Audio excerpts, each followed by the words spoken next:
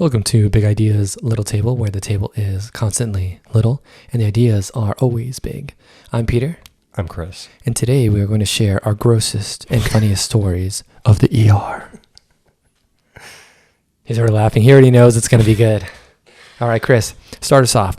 The grossest story, and we'll just do this week. This is going to be a weekly thing. Mm-hmm. The grossest story that happened in the ER this week. Go. Okay. Well, without getting too technical, an IND is an incision and drainage procedure, Nice. which is used often with abscesses and wounds that have become infected. The more you know. So much learning happening on the show. So much learning. So I got the very great pleasure of assisting with a perirectal IND for a abscess that was right on the outside of this person's butthole, and Not comfy. one Not of comfy. the other nurses I was working with coined the term butt pus, and I was just blown away by her creativity and just commitment to the job. Also, that should be, instead of the derogatory comments we use to throw at people, F you, you're a piece of, Mm-hmm. that would be Butt pus? way higher than any of those other ones. Sure. Yeah, mother effer, Yeah. that wouldn't hurt me nearly as much As if someone called me a butt pus. that would be, You pile of I would butt pus. immediately take offense to that. So if you want to throw that out, I think that's way more effective than all the other defamatory remarks we have. I'm going to take a short sidebar here because I had a long discussion with a friend of mine once that was, do you think that, because there's a lot of lawsuits that people have pulled against other people, like libel, saying whatever, this and that, there has to have been a lawsuit against somebody about calling them a derogatory term that wasn't like an approved derogatory term, like so they had to keep repeating it. The example that my buddy gave me when we were having this discussion was the term slop-tard. It's not a real insult, but it has a connotation to it that makes it sound bad. Interesting.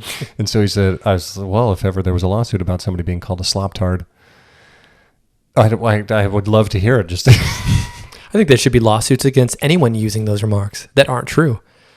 I'm all, can you imagine the case right now? My client here was called a piece of, according to science, he is in fact not an actual piece of, this man owes you $10,000 for defamation. Okay, but then how would you prove that they're not a slop-tard because there's no approved definition of what a slop-tard? That one I can't defend. I can't defend that one. That was the discussion is if it was, how would it be defended? Because you'd have to define the term, which is not a real term.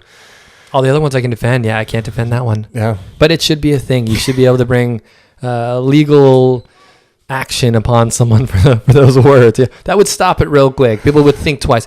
My big thing is, look, I don't care. It's very uneducated to use these words, so that's kind of my thing. But if you want to say it, at least have it make sense. Like, come on, have the decency to pull something out. If I park in someone else's spot, they should come out and be like, you are inconsiderate. Mm-hmm. You are very selfish, mister. And I would be like, wow, yeah, that's true. I get it. But if they were to come over and be like, you pieces, I'm like, that's not true. That's just not true. Very clearly not true, sir. I am not a section of excrement that has been expelled from someone's butt. And that's why it doesn't affect me. So if they were to use the truth, it would hurt a lot more.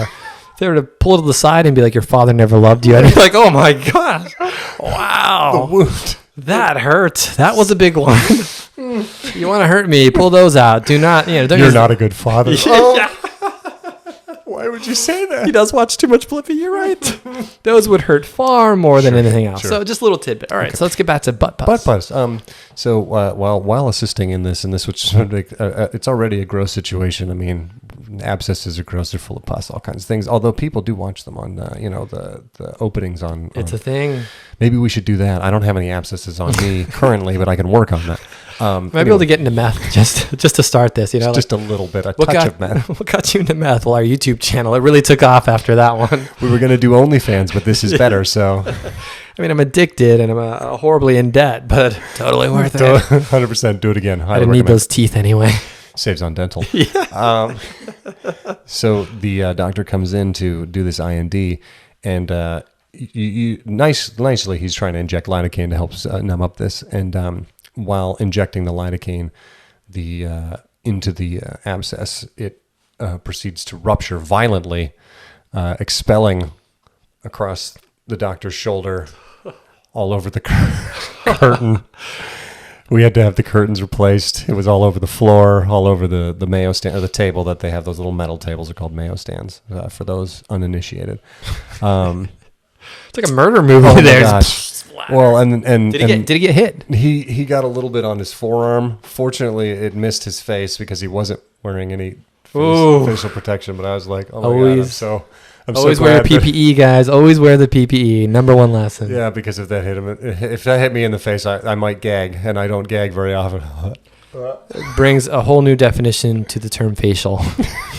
And what's even more impressive is after the violent expulsion of half of whatever, or not even half, he then proceeded to continue to open it up so that he could drain it. And when he cut it open, there was another gush of more fluid built up. It was a considerable abscess, and I feel bad for the guy that had to have it open, but I bet he feels a lot better. And then they had to pack the whole thing and everything. But there was a lot of material in there. It's good phrasing. I like it. Good phrasing.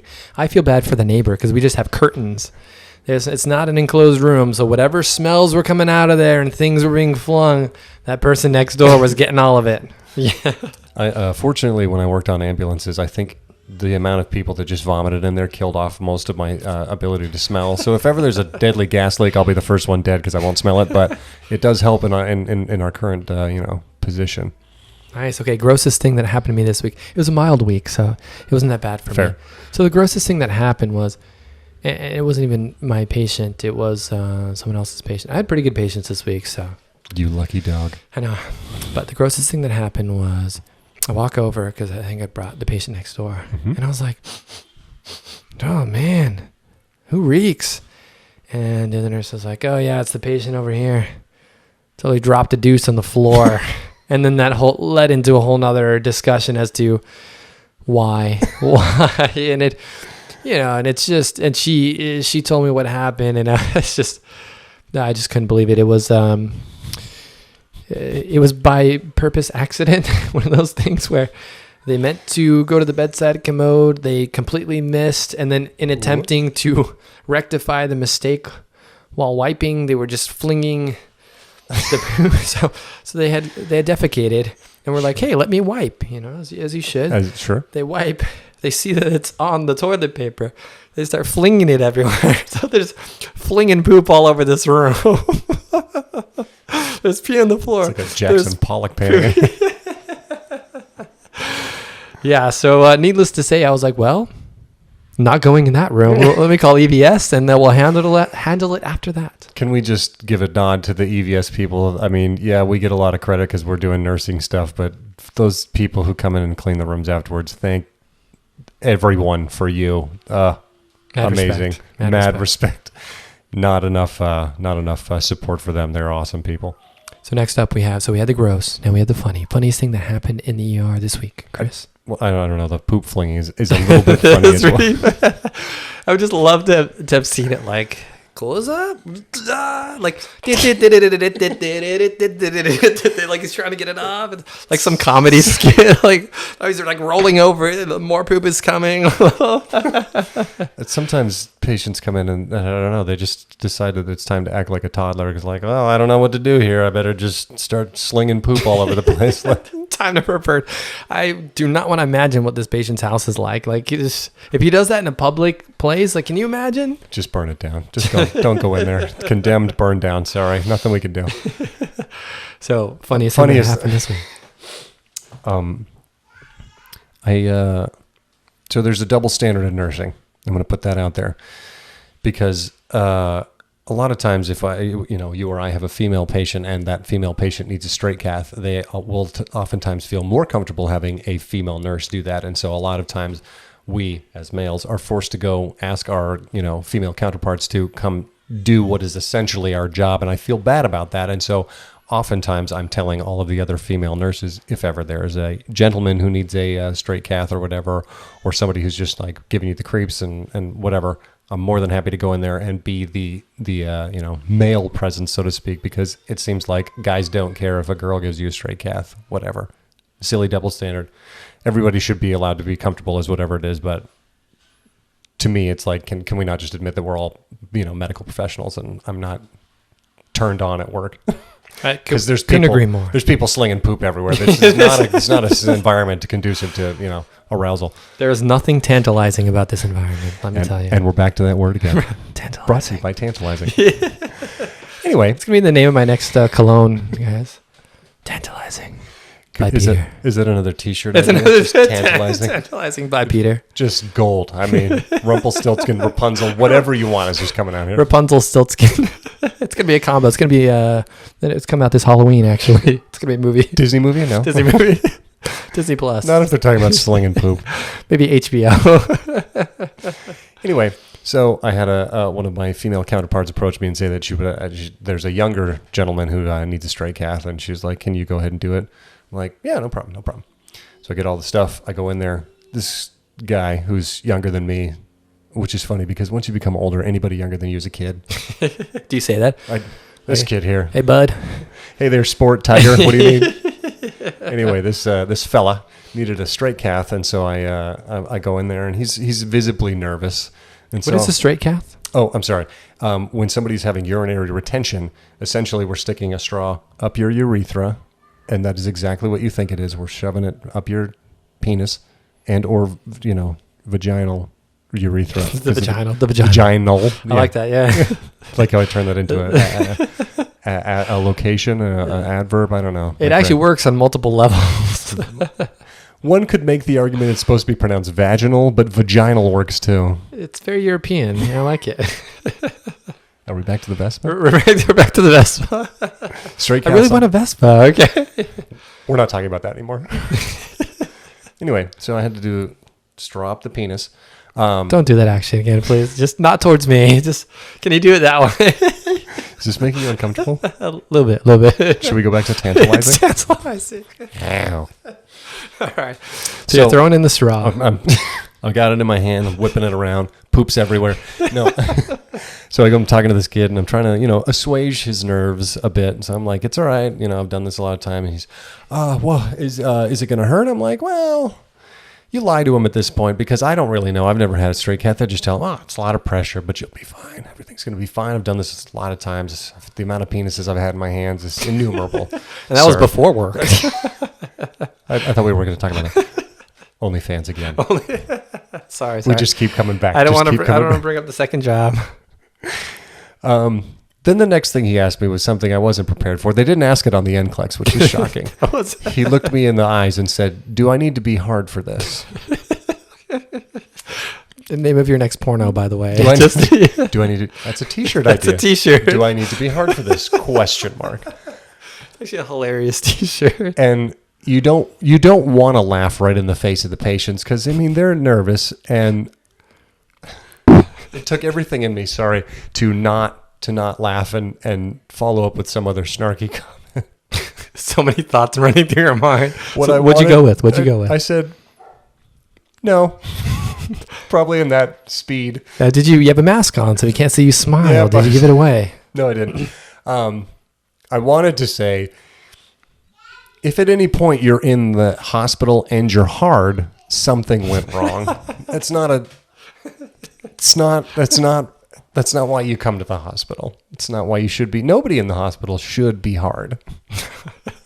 Please no. It should never happen. It should never be a thing. Even if you have to come because, they get those erections lasting longer than 4 hours, you shouldn't be hard. That's why you're here. Shouldn't happen. But that's what I'm saying. Anybody that is in the hospital and they're hard, something went wrong.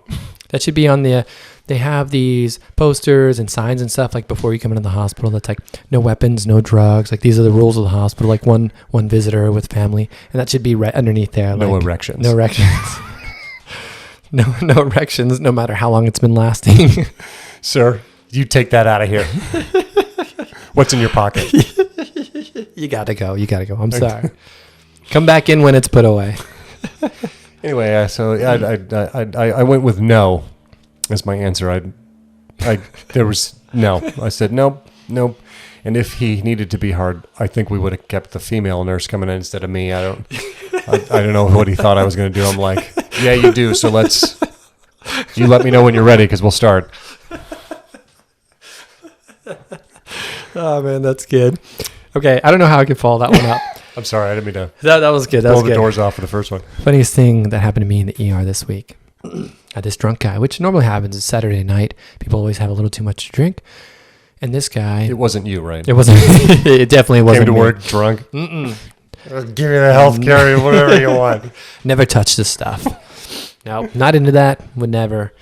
But he was, and he Sure. was definitely into it. And so had a little too much to drink. He was out of it. You know, we let him sleep it off. We give him some meds. He's feeling better at this point. It's time to wake him up. It's time to get him going. You know, because it's getting morning time. We got to get him out, or else he could sleep all day. I'm waking him up, and he's doing one of these. Like opens his eyes a little bit, so I can tell, you know, we're making progress. So slowly over the course of like half an hour, I'm waking him up. Finally, get him to the point where he can respond to me. I'm like, "Sir, do you know where you're at?" He's like, "Yeah, I'm in the hospital." And I was like asking these other questions. Do you know what happened? Do you know what day it is? All these alert questions and orientation questions. Sure. And then he says something. I was like, "Sir, what was that?" And he goes, I was like, "Sorry, can you say it again?" He's like, "I love you." so at this point, I'm like, well, I love you too. Oh, I had to say it. Proud of I had you. to say it. I couldn't deny him. Close the interaction with a tender kiss on the forehead. We shared a kiss. It was magical. You know, it was a lovely moment between 1.5 inebriated people. It's so beautiful. It's so beautiful. Yeah, it was. He didn't remember it when he woke up completely. But we were taking him out. He ended up being a nice guy. So never judge what they come in like, because sometimes they come in as a little crazy. Sure. Once whatever's going on wears out, they're actually cool guys. He gets all his stuff. We're wheeling him out. And, you know, I always like to make jokes. So as he's going out, I was like, "Oh, man, you know, I think you owe us a tip for the wheelchair out." And he's like, "I got you guys. I got you." Pulls out this wad of cash. And I was like, "Oh, no. This is, I'm just kidding. Is that 100? No, I'm just kidding. I'm just I kidding." do have 2 children.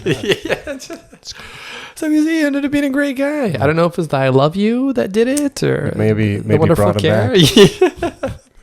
I'll always remember the time we shared together. So beautiful. Beautiful drunken angel. That's the funniest thing that happened to me this week. I have another story just on the drunk. Let's do it. Just really briefly. Because some people become mean drunks. Yes. They're angry, Yes. and then when they come out of it, they're very nice. I had a guy. It was Sunday morning, Okay, we're off to a bad start. If you're that wasted on Sunday morning, 10 a.m. in a Home Depot, blitzed off his butt, brought into me. And people, you know, we get verbally assaulted, we'll just say, here and there. But usually the threats are nebulous. I'll kill you. This man said to me, "I will drag you into a van and murder you." Ooh, I was like, that is yikes. specific and aggressive. And I, you know, The fact that he had a plan I was makes like, me even "Into more a van? worried. Do you have a van? And then, you know, 7-8 hours later, when he finally sobers up, "I'm so sorry. Thank you for everything that you do." Blah blah blah. I didn't get the "I love you." I'm very jealous. You know, Yeah. your Press Ganey scores are going to just soar. You know what really makes me mad though on this subject? Mm-hmm. He brought it up. It's a sore subject. I'm so tired as a nurse of people saying they're going to write these things about you and they never do. Just don't offer, okay? I've had so many times where they're like, "Oh my gosh, you're so great. You've given us such great service. Let me get your name. Yeah, we're definitely going to write a card about you, a thank you card." You know how many I've gotten? 0. Who said Not that? from those people. I've gotten some before from people that didn't say they're going to do it. If you're going to say you're going to do it, do it. Don't lie to my face. I'd rather have you not say anything, not get my hopes up, Sure. you know? Do what everyone else does. Belittle me as a nurse. Like, tell me I did a terrible job. Whatever. I hear that all the time. But don't let me think I'm a good nurse and then just totally backhand me. That's just rude. First of all, you just told me that you got an "I love you," so you know what? I take nothing that you say seriously now. Yeah, I'm jealous. I mean, green over here. Whitney Houston was playing, you know? And yeah, exactly. Yeah, it was. We shared a moment. Like I said, I had to tell my wife. I was like, something happened at work. We need to talk. I'm not saying anything. I'm just saying that I have options. So Anyway, so that is Stories of the ER. Until next week.